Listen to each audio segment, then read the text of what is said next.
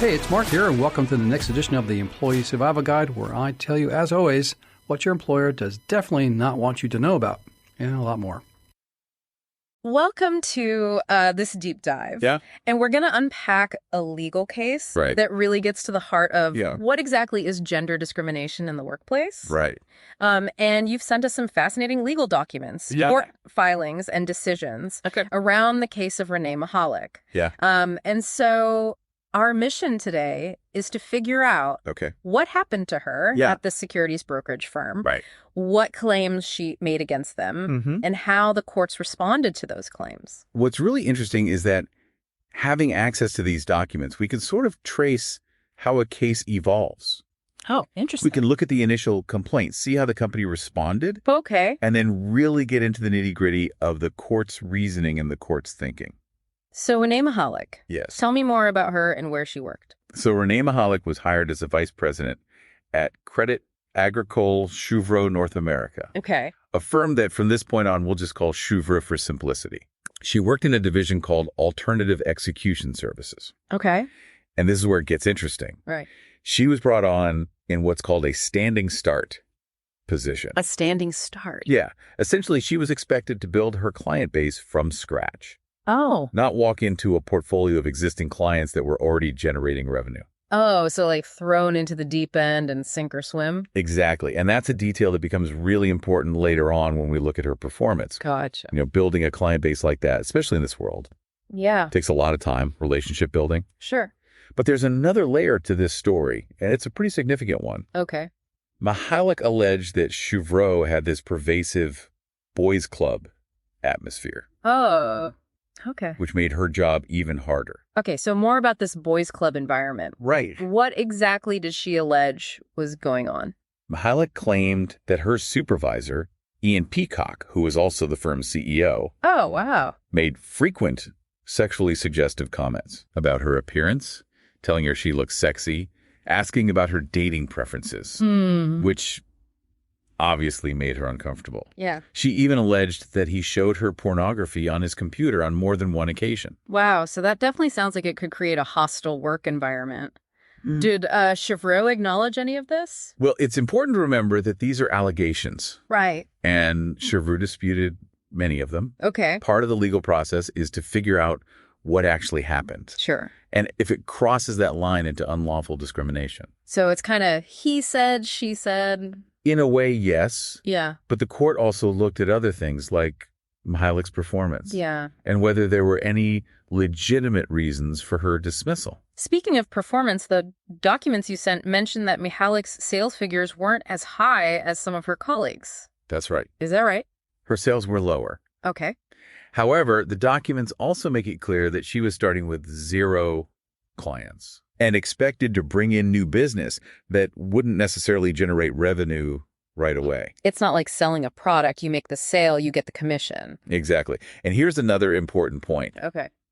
The documents show that some of the clients that she brought in only started generating substantial revenue for Cheuvreux after she was gone. Oh, wow. Yeah. So judging her performance solely on those initial sales figures might not be the whole story? Exactly. And there's more. Oh, okay. She did have some performance issues. Okay.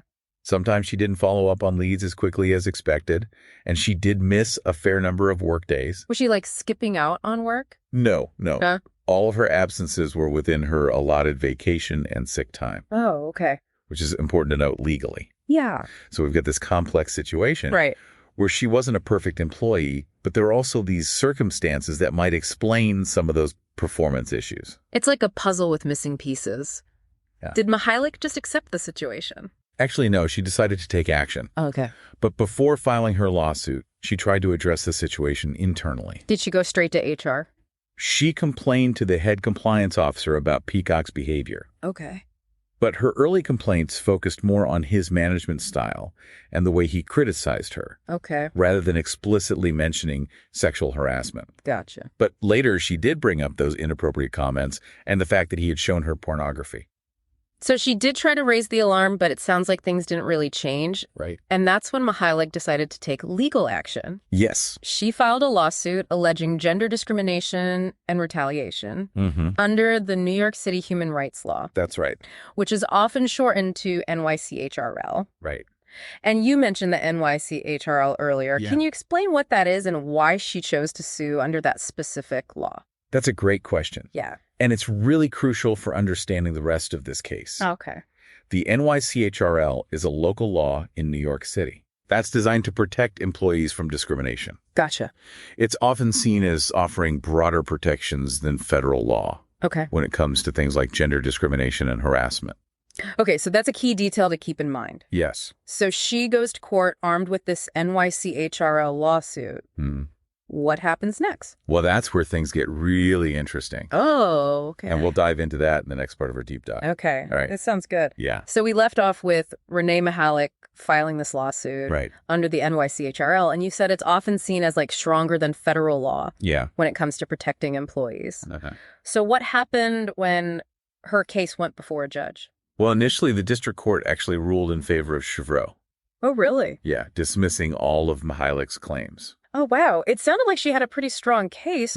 What was the court's reasoning for dismissing it? So they basically said that there wasn't a direct, clear link between Peacock's advances and her firing. And they also felt that the harassment, if it did happen, as she described it, wasn't severe or pervasive enough to actually create a hostile work environment under the law. So they're basically saying it wasn't bad enough to count as discrimination. Yeah, essentially. That must have been a huge disappointment for Mihalik. Oh, definitely. But here's where it gets really interesting. Okay.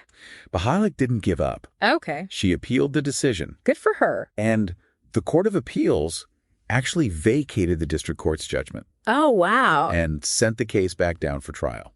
So a higher court overturned the original ruling? Yes. That's a pretty big deal. Why did they do that? Because they felt that the district court had interpreted the NYCHRL too narrowly. Okay. Remember we talked about how the NYCHRL is designed to provide broader protections for employees? Yeah, it's not just about proving that someone was directly fired because they regented a sexual advance. Right. Or that the harassment was so severe it made it impossible to do their job. Exactly. And the Court of Appeals really emphasized that the NYCHRL goes further than that. Okay. You know, it doesn't tolerate what they call differential treatment. Okay. Because of gender. Gotcha.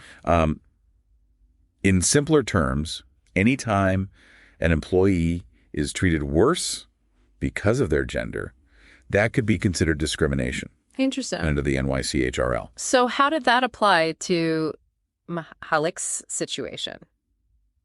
Well, the court pointed to several things. Okay. One was that boys' club atmosphere that Mihalik described. Right. They seem to agree that if her account was accurate, the environment at Cheuvreux could be considered hostile, particularly for women. So even if there wasn't like one single egregious act of harassment, the overall culture? The overall culture of the workplace mattered. Really mattered. Yeah. The court also looked at the way Mihalik's performance was evaluated? Yeah. You mean the fact that her sales numbers were lower? Right. They acknowledged that her performance wasn't perfect. Right. But they made this really crucial point. Even if an employee is struggling, that doesn't give an employer the right to discriminate against them. Right. You can't just use someone's performance as an excuse to treat them unfairly because of their gender. Exactly. And the court was essentially saying, let's not lose sight of the bigger picture. Yeah. Even if she wasn't the top salesperson, does that justify subjecting her to a hostile work environment because of her gender?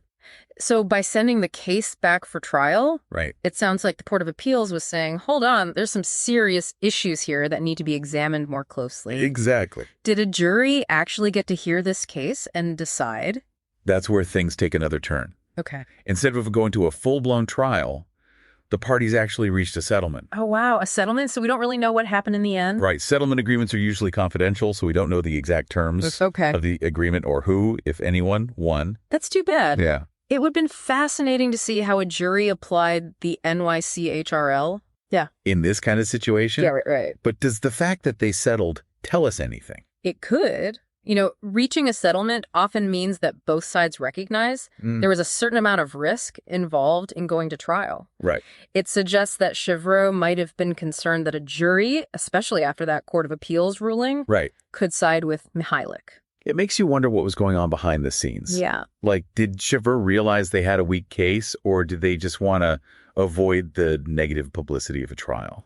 We can only speculate, but it definitely adds another layer of intrigue to this whole story. So let's recap for our listener. Yeah. We have this woman. She claims she was subjected to gender discrimination. Right. Toxic work environment. Uh-huh. A lower court dismisses her case. Mm-hmm. And then a higher court steps in and says, not so fast. Right.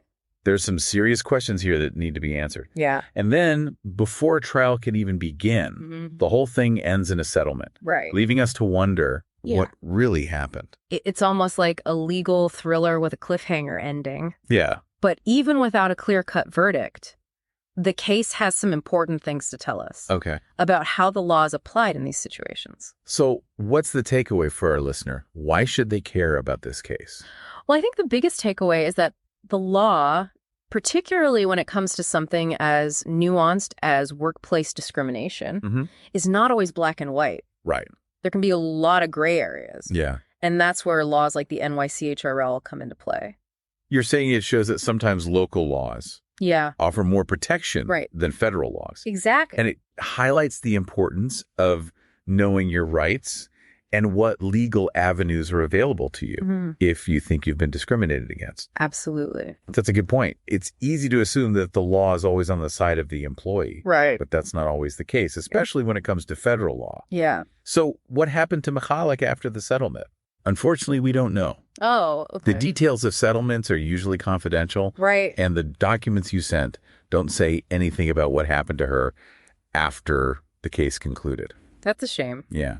I'd be curious to know if she stayed in the finance industry or pursued a different path. Right. But even without knowing that, it's clear that this case sparked a much larger conversation about workplace culture and the need for stronger legal protections against discrimination. Absolutely. Should we explore that now? Absolutely. Let's dive into that in the next part of our deep dive. We've been talking about this legal case with Renee Mihalik. Yeah.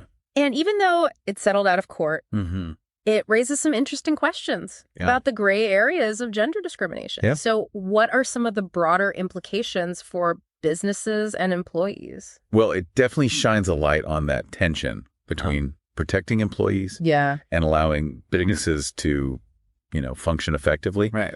You might even be thinking, won't this make it harder for companies to manage their employees? Yeah, I can see how some people might worry that, expanding the definition of discrimination could create a lot of legal headaches for businesses. That's a valid concern. Yeah. But let's flip the script for a moment. Okay. And think about it from the perspective of the employee who's experiencing discrimination. Right. Their ability to do their job well. Yeah. Their mental health, their whole sense of well-being can be severely impacted by a hostile work environment. We saw how stressful and demoralizing it was for Mihalik when she felt like her concerns weren't being taken seriously. Exactly. And that's why laws like the NYCHRL are so important. Yeah. They give employees a way to speak up against discrimination. Right. Hold employers accountable for creating that safe and inclusive work environment. So it's about finding that balance, right? Exactly. Protecting employees without tying the hands of businesses. Exactly. The challenge is to create laws that discourage discrimination, but don't make it impossible for businesses to operate effectively. Right. And honestly, I think the conversation needs to go beyond just the laws. Okay. We need to foster a culture of respect and inclusion in the workplace. So what are some concrete steps that companies can take to create a more equitable and respectful environment for all employees? Well, the first step is pretty straightforward. Okay. Have clear and comprehensive anti-discrimination policies. Right. But it's not enough to just have them written down somewhere. Companies need to actually train employees on what those policies mean. Right. What constitutes inappropriate behavior. Right. How to report any concerns they have. You're saying it needs to be more than just words on paper. Right. It's about creating a culture where everyone understands the rules of the game and feels empowered to speak up. Yeah. If they see those rules being broken. And I think having diverse leadership teams can also go a long way toward fostering a more inclusive workplace. Absolutely. If the people in charge represent a wider range of backgrounds and experiences, they're more likely to be sensitive to the needs of all employees. Makes sense. And another crucial element is making sure employees feel comfortable reporting concerns without fear of retaliation. Yeah. That means having multiple avenues for reporting, right, not just relying on a single HR department or a manager who might be part of the problem. You know, listening to all this, I can't help but think about the role technology plays in both amplifying and mitigating these challenges. Oh, that's such a great point. Yeah. Technology is a double-edged sword when it comes to discrimination. Yeah.